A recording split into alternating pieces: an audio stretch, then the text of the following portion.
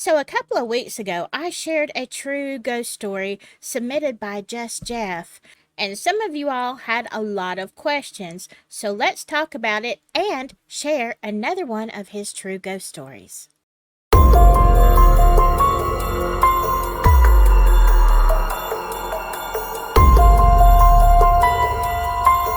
Well, hello, my spooky friends. How are you doing? Yeah, it's still hot here, It's Alabama, but they say it's going to get in the 60s this weekend. I don't know when you're going to see this. I'm going to try to release this one earlier just because I want to get through my emails that you all are sending me. Okay, this one by Just Jeff.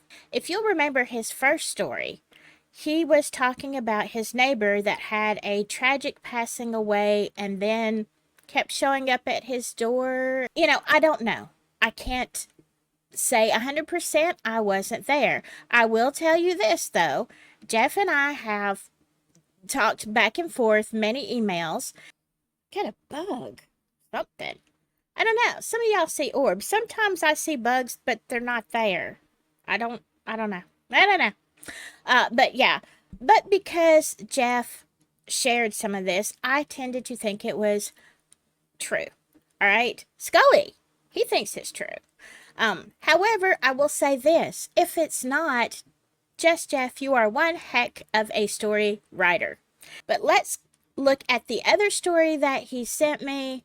This one caused a breakup with his girlfriend. Yeah, maybe I should have had a ghost like that. Could have saved me a lot of pain, I'm gonna tell you. Okay, my grandma was always a very special person in my life. She was the best grandma ever, and I will defend this statement with an army of grandmas trying to disagree. I feel ya. I am not going to say that I had a horrible childhood, but after my parents' divorce, I went to live with my dad, and let's just say that things were not always the best. So some of my best childhood memories were when I could go to my grandma's house and simply get lost in her world, feeling peaceful and happy in her presence. I hope everybody had a grandma like this. I sure did, and I know exactly what you're talking about. She always had an area in her living room with toys for me to play with, coloring books and such. However, one thing that she had on a shelf near the television was a small copper train that had a music box inside of it. You would wind up the front wheel of this train and it would play the melody to Working on the Railroad.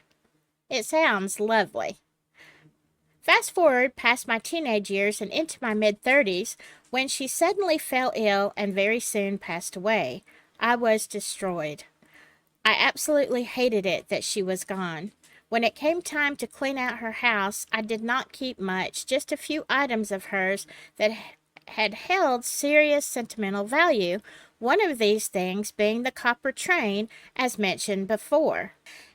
At the time, I was married with my then wife's 3 children. I put the train high up on a shelf so that her kids could not get to this train, but I also told them very clearly that they were to absolutely never mess with this train.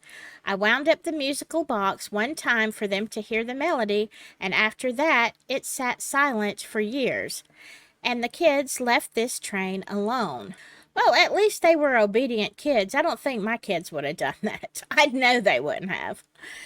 After my divorce, I moved around for a bit, keeping most of my possessions in storage. A few years after the divorce, I almost found myself homeless. Times had become extremely difficult, and I was so broke it was not funny. Fortunately, a very great friend told me that there was a house on his grandma's property that had sat empty for some years, and I was welcome to move in. I had no money for rent, no job, and honestly, no idea how I was going to pay the first month's rent. I applied for a job.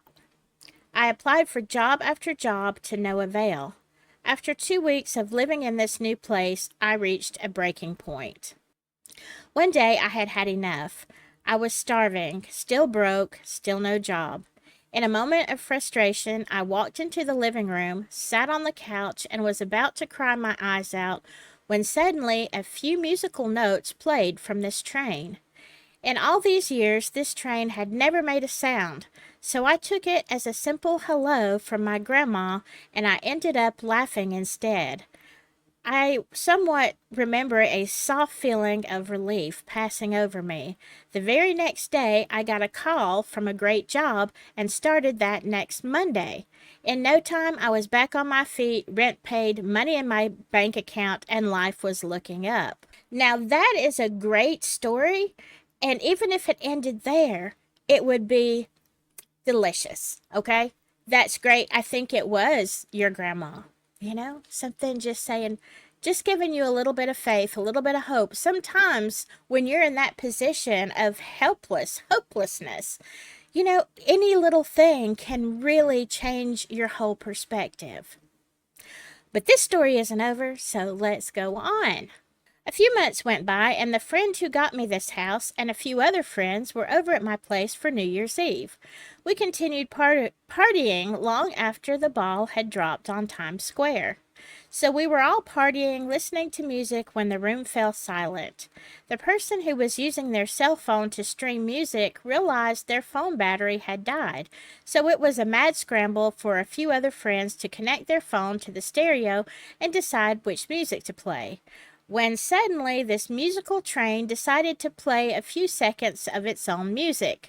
I remember the girls in the room scream at this out of fear or surprise or something, but I just laughed. The timing could not have been more perfect.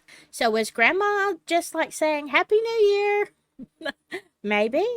A couple of years went by, and I'm still working at the same job, doing great. I've moved into a nicer home, a lot closer to work, and I've even met a great woman. This is where it kind of gets a bit weird.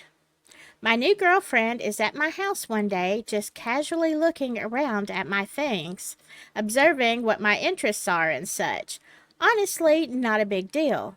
A bit later, we are relaxing on the couch, talking about stuff, when she asked me about this copper train and why it is set so high on a shelf, high enough to almost touch the ceiling. I explained to her the sentimental value of it, having come from my late grandma, and I keep it up there so that it cannot accidentally get damaged. And right after I tell her this, a few musical notes play from the train. My new girlfriend freaked out and told me she was not going to be in my house with this train. She seriously thought that somehow I had made the train play a few notes to freak her out.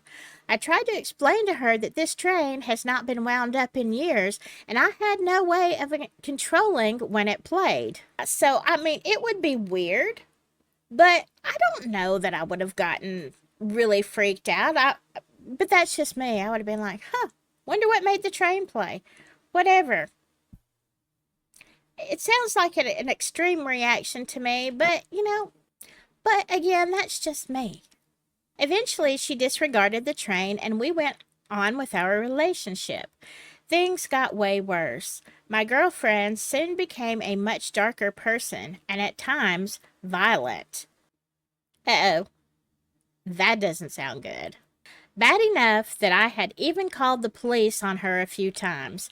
Bad enough that one night we got into a huge fight and I left the house. I was outside in the driveway trying to think of a way to break up with her and get her out of my life and away from me safely when she comes running out the door toward me with a look of fear on her face, begging me to come inside and talk things out.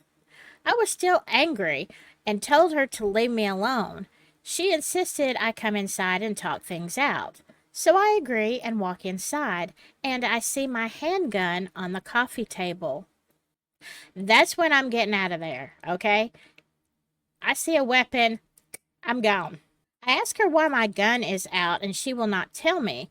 The only thing she will tell me is she grabbed my gun from the safe and was walking through the living room when this train started playing, and it scared her so much that she put the gun down and ran outside to get me. I locked the gun away, changing the combination on the safe, and started coming up with a plan to find a way to get her out of my life in a peaceful way where none of us would get hurt other than emotionally. Yes, I put up with a lot more than the average person might. Why we stay in certain relationships is beyond me, but maybe we just want for things to work out for the best. Except I cannot yet break up with her for good because shortly after this incident, I broke my leg and messed up my foot for so everything is on hold.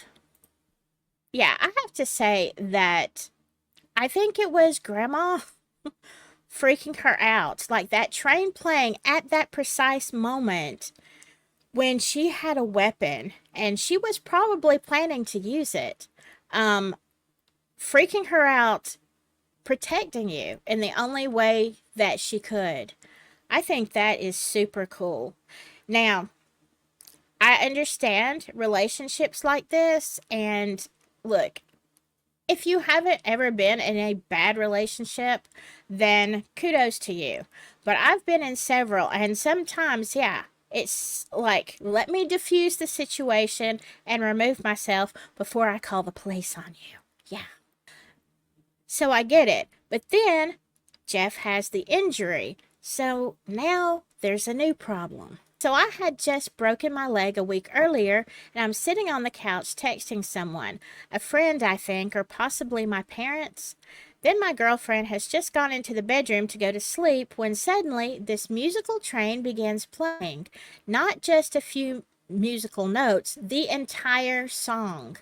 I'm still sitting on the couch with my phone in my hand when my girlfriend walks into the living room, staring at me, then looking over at the train, still playing.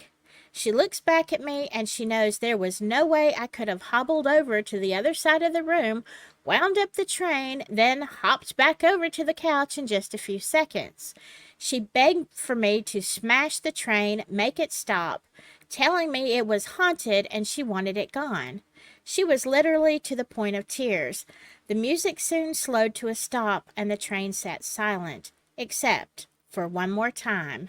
A few weeks had gone by and I'm still in a leg cast, and because of some TV show, she brings up the train again, accusing me of winding it up to freak her out. I tried to explain to her that at the time I was in too much pain to get up off the couch and attempt to walk. She did not believe me, so I finally did it. I picked up the train and wound up the front wheel and nothing. No music. Now I'm confused. I turn the train over and tap on the small music box and still no music. So in front of my girlfriend, I take a small screwdriver and loosen the single screw that holds the music box in place. I pull off the music box and the tiny gears and mechanisms are packed with dust. Right in front of her, I carefully began pulling out pieces of dust, laying the dust out into a small pile on the coffee table. I tap the music box and still nothing.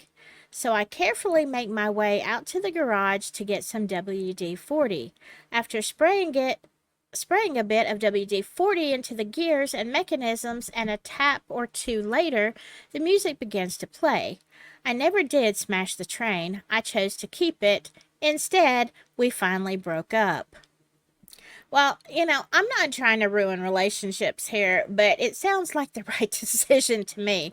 As a matter of fact, the very first time that she was there and she was freaked out by the train, I think that was your grandma warning you, not a good choice.